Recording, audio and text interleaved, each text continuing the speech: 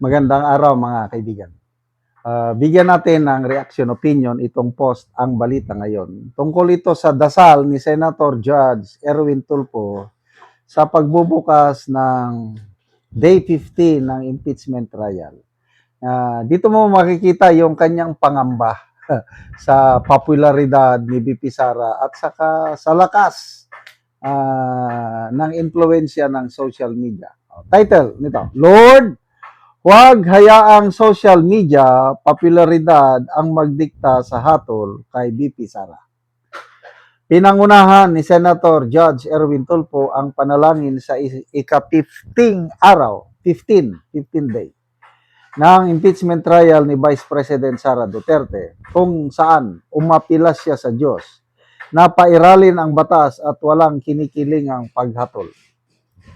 Sabi niya, naway hindi siya mahatulan dahil lamang sa ingay ng mga opinion online. At hindi rin siya mapawalang sala dahil sa popularidad o suporta ng iba. Hiling din niya na hindi maimpluwensyahan ng politika, personal na interes o opinion ng publiko ang magiging desisyon ng impeachment trial. Ano bang klaseng dasal ito? I'm sorry maganda yung magdasal. Kailan? Kung magdasal ka sa Diyos, bakit tayo nagdarasal maganyan? Hindi. Enlightenment para sila, dapat ang ipagdasal niya, sila na mga senator judges. Bakit ang pinagdarasal niya is yung popularidad, opinion?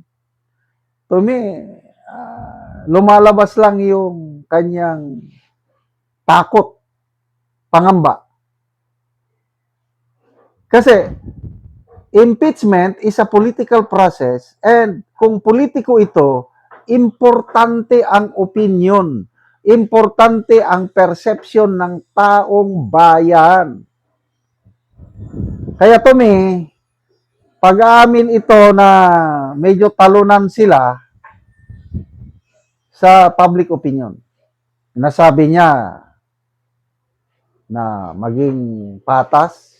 Hindi ako naniniwala na nagkakaroon ng patas. Opinion ko lang ito Yung mga senator judges, dalawa lang yan. Yung kumikiling, pumapabor na ma-convict si BP Sara at yung mga senator judges, pumapabor, kumikiling na ma-acquit. Yan lang. Yung patas na based on evidence lang, palagay ko wala. It's more on political consideration. Yung connected ito sa 2028 na national election. Example, sa majority, it is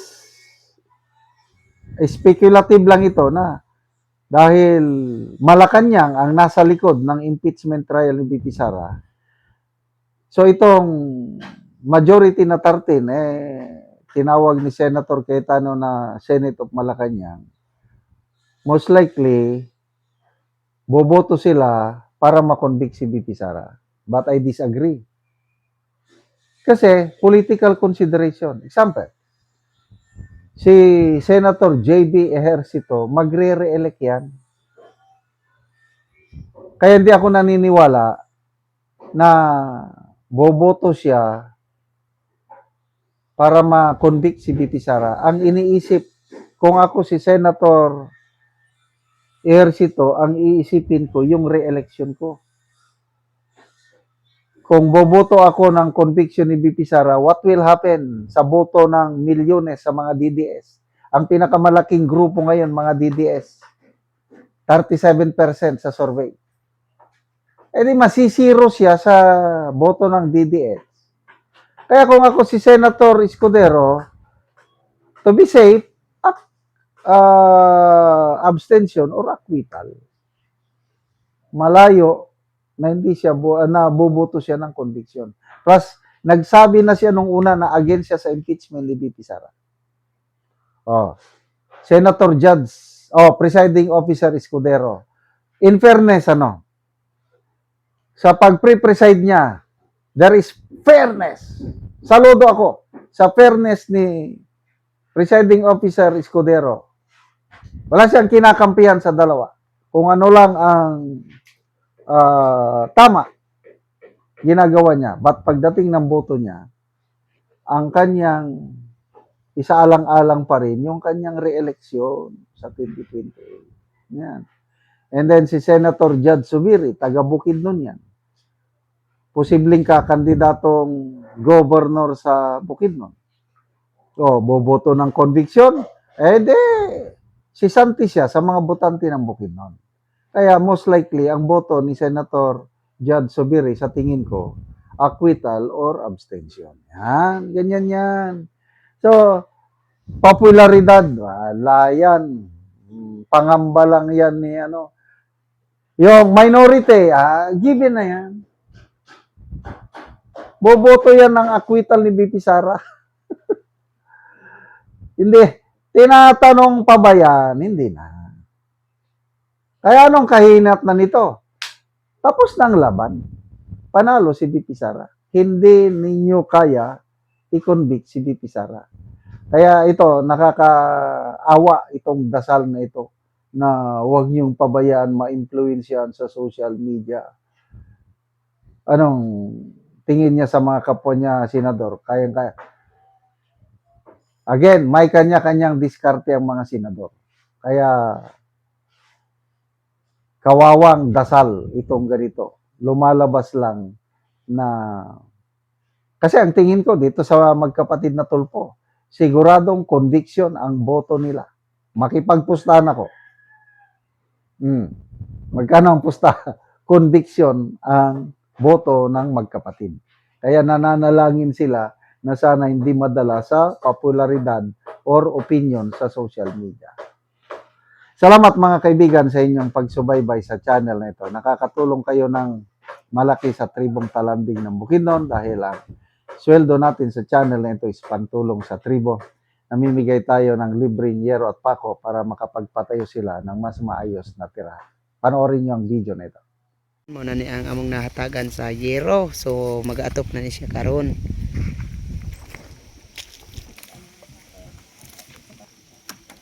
So muna ni ang iyang pag-aatopan karon. So muna ni ang ilang kahintang.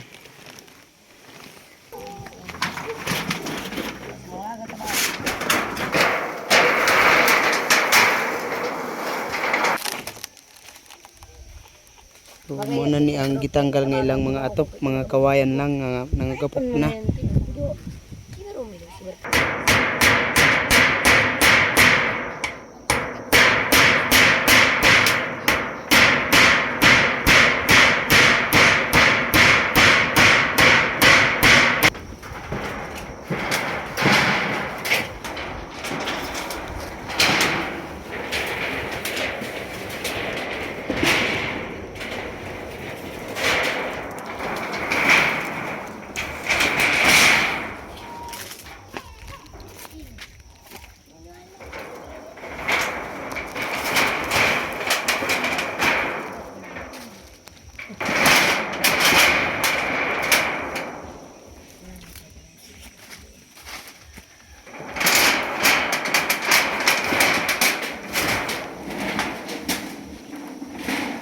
O karon human na gyud ang pag-atop, ang gihatag namong nga yero.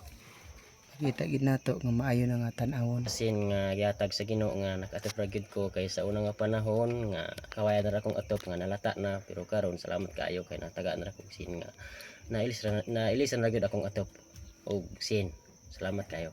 Pero nga dili na gyud mo maulanan. Dili na gyud mi maulanan kay na ilis dan na og sin among atop nga kawayan. So pila to ka tuig na ang imong atop nga kawayan lang? Mga pila ni iPad Paano na ba tuig? Lalimon yan. Lalima. Lima na ka tuig. Oo, so salamat kayo. Na ilis dan na gyud akong atop nga kawayan sa sin. O na ulan gyud. Sige, salamat.